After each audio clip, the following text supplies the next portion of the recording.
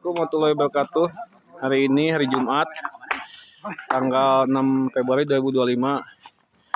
Pemuda Pancasila bersama Babinsa dan juga warga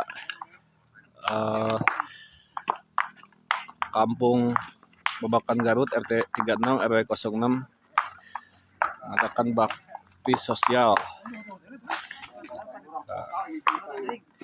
Bakti sosial